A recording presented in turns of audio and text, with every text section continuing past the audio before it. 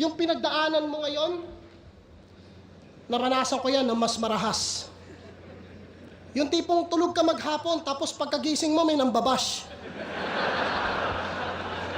Isipin mo, 3 kayong bumoto, tapos ikaw lang yung rapper na inatak.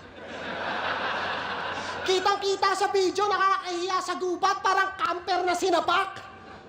Pero ang pinag-iba natin, galit sila sa'yo kasi dahil sa'yo, natalo si Cripply. Nabigong mauwi yung trono. Galit sila sa akin kasi tinalo ko si Cripply.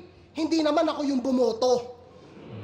Galit sila sa'yo kasi yung Beatroom versus J-Buck daw, allegedly, yung binayas. Galit sila sa akin kasi dahil sa akin, di natuloy yung Looney versus Maglas. Malaki pinagkaiba. Kahit hindi mag-react pareho sa atin yan, bye. Sanay ako dyan. Hindi mo masasabing weakness. Kahit kailan sa pagpatay, di ko kailangan ng maraming witness. May crowd o wala, ako ay deadly. Gusto mo kahit may 5 Bisayang judges. Hindi mo ako kahanay, tagalupa, above sea level ka lang, huwag kang umastang class S. Tangin. Okay, ganda ng simula rito kaagad ni Emzite. Nandun pa rin yung pag-flex niya.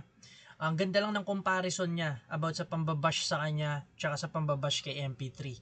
Hindi sila parehas, no? Kasi nga, si Emzite nung binash, panalo siya kay Cripply. Si MP3 nung binash, binadibag siya ni Cripply. Tapos yung pambabayas din niya ni MP3 sa judging, na bash. Tapos si Emzite, hindi ko lang masyadong maalala kung yung connect nung meron sana Looney versus Maglas. Hindi ko alam kung anong ano yung reference niya doon, baka may na-miss lang ang battle before. Pero may ganun bang battle dapat na mangyayari, Looney versus Maglas, tapos na ni Emzite, na block ni Emzite, ano nangyari doon? Hindi ko sure yun